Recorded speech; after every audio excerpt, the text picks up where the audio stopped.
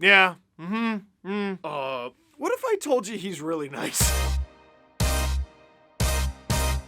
Hello, friends. Steve Dangle here, and it's the best day of the week! It's Thursday, which means it's time for Steve's Dang It. What's a dang it? Well, not knowing the answer to that question, I tell you what, rather than explain it, by the end of this video, you will know. So let's start with number one, most hockey fans' favorite thing, laughing at the Leafs. Engvall drops back along with Spezza and Simmons on the fourth line. Rebound chance in front, rolled wide, and it deflects into the net. And the Anaheim Ducks have struck first. Max Comtois on the doorstep, and not sure how that one ended up baking in. Yeah, it's a clearing attempt that goes off of Sam Steele, who needed one badly. Let's start this game off, though, with a little flash as Zegras just puts it to an area, undresses Sandin there, and then tries between the legs, but a good job of Marner coming back. And here's another play with support off the wall. This rebound is right in front, but watch, you can see Engvall hit it right off of the pads of Jason Spezza, and in Campbell's reaction, he has no idea where this thing is. It goes away from him, and then off of the pad of Spezza. Like, is that even a mistake? I mean, yeah. But when that sort of thing happens, do you go, oh, I made a mistake? No, you don't. Oh, dang it. Right? That's what you say when you're mad, right? Why? What else do you say? What? Anyway, listen, the Toronto Maple Leafs are a fascinating team. They are one of the hottest teams in the National Hockey League. They are 5th in the entire NHL in points percentage at the time that I am shooting this video. And they have also blown 3-1 leads in 5 of their last 7 games. Yeah, that's normal. This happens in every sport. Anyway, this little clip here, this isn't the Leafs blowing the lead. This is the first goal of the game, but it is a symptom of larger problems, namely the front of their nets. Look at this! Look at this feast, this smorgasbord! This is why they tell you work smarter, not harder, because in this case, sometimes less is more. There are so many Leafs in front of the net that they are not able to clear the puck from danger. Pierre Engvall flings it right into Jason Spezza and in. Producer Drew asked me a question, why when the Leafs are in Dang It's videos does it always seem to be Jason Spezza? And I have an answer for that, Drew. Shut your mouth! That's the Leafs legend, Jason Spezza! He's played for the Leafs this year, last year, the year before that. I can't think of another team he played for. I would love to know if there is a team in the National Hockey League that does not include stats like this in their goalie statistics. Because this counted as a goal against Jack Campbell, because it counted as a goal for the Ducks, but like, what did he do? Oh yeah, I'm just supposed to prepare for all 5 of you to collapse into the blue paint and then fire it off of each other. I think you're understanding now why it's called a dang it. But it's not just the Leafs who do this. It's actually harder than it looks to not score in your own net. Just ask Matthias Samuelsson of the Buffalo Sabres. Norris tips it in front. Tkachuk tried to roof that one. Far side with just a little touch. Comes back up top, Shabbat. Sends it across. Shot, that one scores! Batherson let it go. Yeah, I'm not too sure that first one didn't go in. The referee called it off, but it didn't come off like a ting that it hits the red bar. Nope. Kind of came off in a dead sound from up underneath. Well, let's take a look and see this. There's a redirection that Chuck missed on the first time, and then they regain control of the puck. They bring it back out. Watch this shot right here. That's all it Stutzla, does, yeah. It goes off the post. It's gonna go, here's the shot. Goes off the post, comes right down, and then Samuelsson not able to find it. I feel bad. Matthias Samuelsson should have a bright future in the National Hockey League. He is a second-round pick from 2018. He has only played in 17 NHL games. However, mistakes like this are going to happen if you plan on having a long NHL career, and the way I see it, you might as well get this one out of the way early. It never seems to happen in a calm situation, does it? The Sens put it on, the puck is flying all over the place, I see it, I'm gonna clear it, oh dang it. The best thing you could say about this mistake for the Sabres or the previous mistake for the Leafs is no fans were in the stands to see it. No? Did it too soon? Yeah, that's the dang it. This next dang it doesn't need too much preamble. It's the Calgary Flames out shooting the Columbus Blue Jackets 62-22. Wow! How? So the other night, the Calgary Flames mop the St. Louis Blues. The Blues come over the border to Canada, they play, and they lose. And some people chalked it up to maybe it's a schedule loss. There was that clip with Justin Falk and him not being excited to come to Canada. So the Calgary Flames decided, all right, we'll take this show on the road and kick the crap out of some other team in their own building. This is pure offensive domination. The Blue Jackets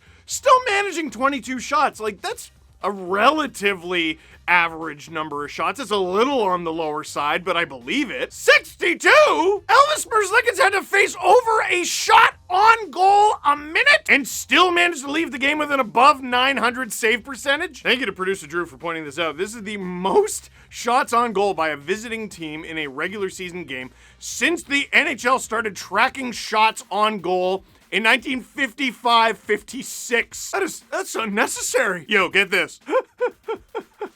I started Googling what happened in 1955. I wasn't alive then. I wasn't born. And the first thing that came up is they started inoculating children against polio. All right. I was more looking for like the Billboard charts, but that works. Well, Frank Sinatra's on there. I know him. Anyway, Columbus, you good?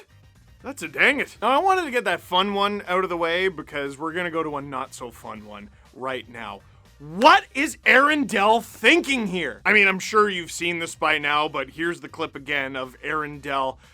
This is such an unnecessary hit on Drake Batherson. At you from behind, and in that case, Tyler Ennis just snuck his way right in there. Came into this game with one. That's a nasty trip behind the Sabres goal, and the Ottawa player down as a result of that's Batherson. Yes, it is. He's a little lame on that left leg right there. He's trying to make his way back to the bench. A few times here in this game already, we've seen guys go into the wall really awkwardly and hard.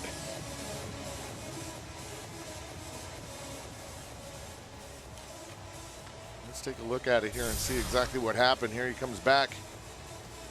Oh, Aaron Dell drops the shoulder into him. I was going to say to you, the Ottawa players were turning away from the play and having words with Aaron Dell about something, and now I see why. Now you see why. He likes to get out, be that physical player.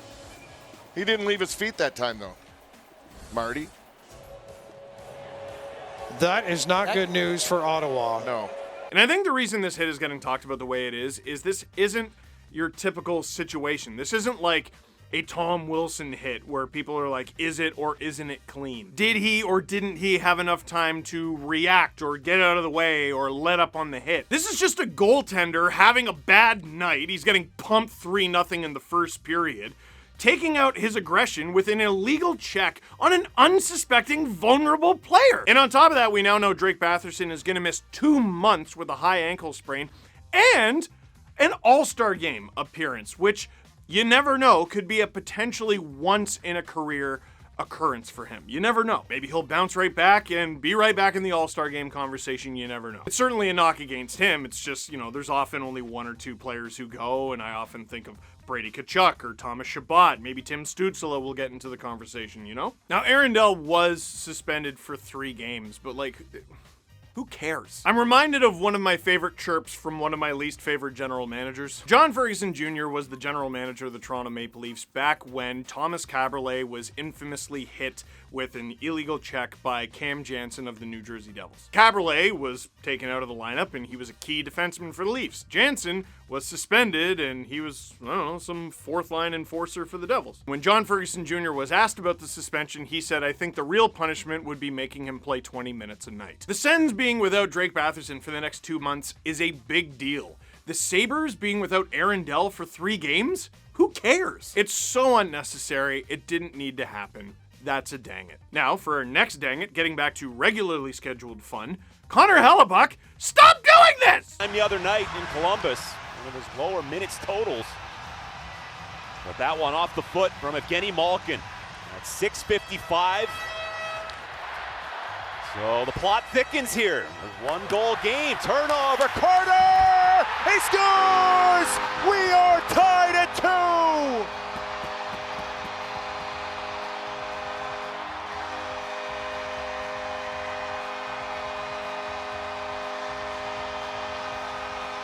And just like that, the Penguins have tied it up at 2. Wow.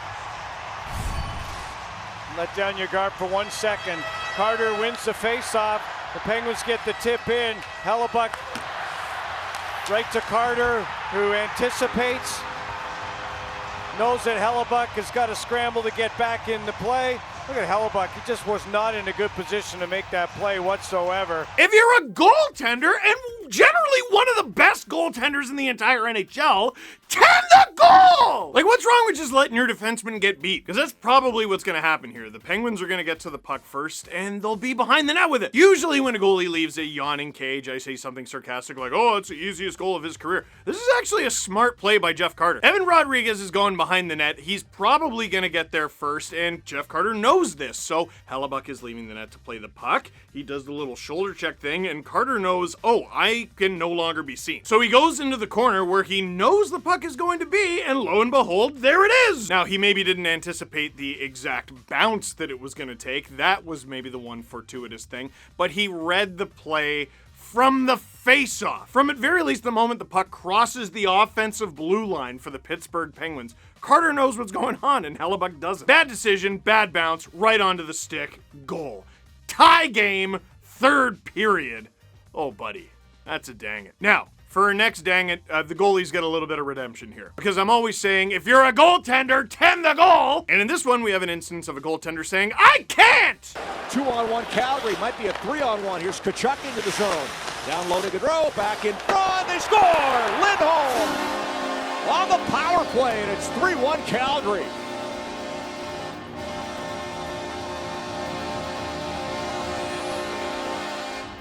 Well, in this case, you take a look at the Flames. They're feeling really good about themselves. A lot of confidence coming all the way from their own zone. There's Johnny Gaudreau. That's the guy you want to have the puck. This is Tkachuk. Watch Bertuzzo. He slides into his goaltender, trying to take away that pass. There he is, right in the middle of the ice, tries to take away the pass, and then doesn't allow Binnington any opportunity whatsoever to make the same off Lindholm.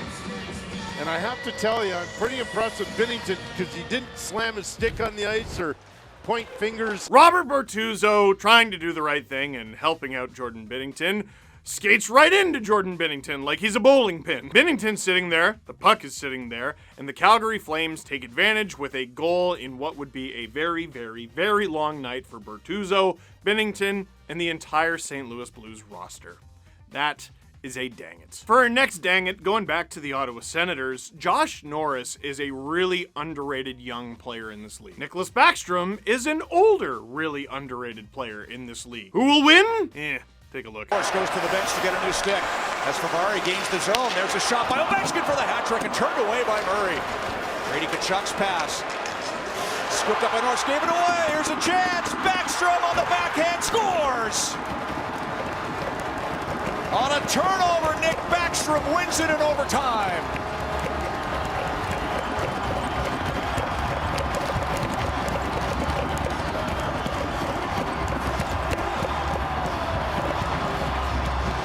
Well, Peter Laviolette put Nick Backstrom back with Alexander Ovechkin in the third period. Nick Backstrom just playing in his 9th game of the season, and he just shows you a glimpse of just how sweet his hands are and the patience and the hockey sense. And Josh Norris, who had lost his stick earlier in this sequence, gets one back, but he's going to look at this play after and wishes that he just made a nice, soft, safe play up the boards to Tkachuk. But look at the hands by Backstrom, just the patience. It goes off his shin pads, he settles it down. Makes a couple of moves, and right here most players would shoot, but he waits a split second, recognizing that Murray is going to go down and have to reach across, and he puts it right upstairs. Yeah, that's yeah. What do you even say to Matt Murray? Because the Capitals, one of the best teams in the East, taking on the Senators, one of the worst teams in the East if we're looking at the standings. The shots are 32-22 for the Caps. Matt Murray is holding the Sens in this game. He got it to overtime. He got him a point. Backstrom just steals Josh Norris's lunch money, takes the puck in, puts on about 1,000 moves, and the thing is, Matt Murray almost has him. Yeah, almost is not enough, and shot 33 goes in. That's a dang it. And for our final dang it, I have not seen this. I want to watch it cold because everyone tweeted at me. In the email, producer Drew called it one of the worst giveaways of the year. Calvin DeHaan. Oh, it's Calvin DeHaan. I like him. Take it away. Oh no! And now the Blackhawks clear the zone. Knocked down by Osterley. Suter beaten for the puck by DeHaan. Gives it away to Fabry. Moves in, Geeks. It's waved off.